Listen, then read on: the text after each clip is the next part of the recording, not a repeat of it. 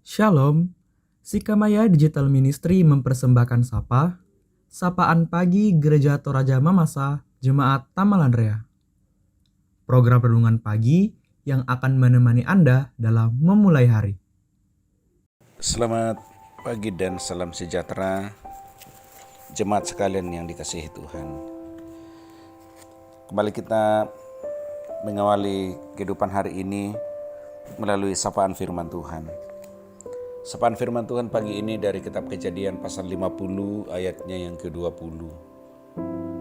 Firman Tuhan berbunyi, "Memang kamu telah mereka-rekakan yang jahat terhadap aku, tetapi Allah telah mereka-rekanya untuk kebaikan dengan maksud melakukan seperti yang terjadi sekarang ini, yakni memelihara hidup satu bangsa yang besar."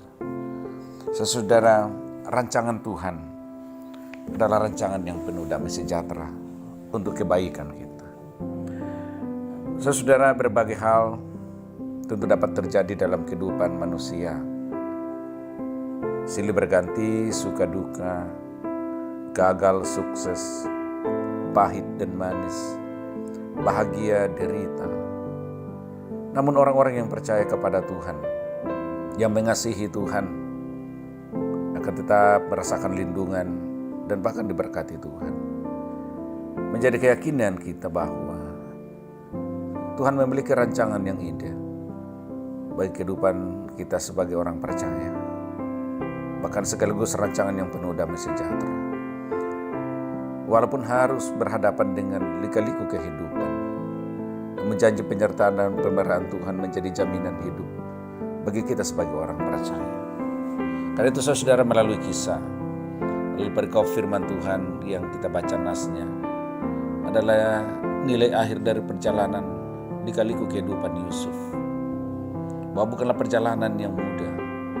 Sejak dari masa remaja sampai dia menjelang sebagai seorang pemimpin di Mesir. Berbagai cobaan, rintangan kehidupan dialami. Yusuf dibenci, dijahati, difitnah, dipenjarakan. Namun Tuhan terus menyatakan pemeliharaannya bagi Yusuf. Tuhan memiliki rencana yang besar dalam kehidupannya, sehingga Tuhan mengizinkan hal itu terjadi dalam kehidupan Yusuf. Bahkan memakainya menjadi alat kesaksian untuk melaksanakan rancangan Tuhan dalam hidupnya. Saudara-saudaranya memang telah merancangkan mereka-reka yang jahat kepadanya. Tetapi bagi Yusuf, semua yang terjadi itu tidak dipahaminya sebagai sesuatu yang negatif, tetapi dilihatnya dalam rancangan besar Tuhan untuk hidupnya, demi untuk keluarga dan bangsa yang akan menjadi bangsa yang besar melalui kehidupan keluarganya. Karena itu kepahitan hidup di masa lalu tidak menjadi akar pahit yang membuat Yusuf membenci, apalagi menendam saudara-saudara. Sebab Yusuf menyadari bahwa Tuhanlah yang mengatur jalan hidupnya. Dan rancangan Tuhanlah sekalipun kadang-kadang kelihatan begitu menyakitkan, begitu menyedihkan dan bahkan membuat dia menderita. Tetapi ujungnya membawa dia kepada kebahagiaan abadi. Firman Tuhan membimbing kita untuk terus menyadari bahwa pengalaman hidup yang kita alami hari-hari, kadang penuh suka duka, merupakan bagian dari cara kerja Tuhan, merupakan bagian dari rancangan Tuhan bagi kita. Mungkin kita pun merasa dibenci, dijahati, difitnah, diperlakukan tidak adil oleh orang-orang di sekitar kita, oleh keadaan, oleh sistem dan bahkan berbagai hal.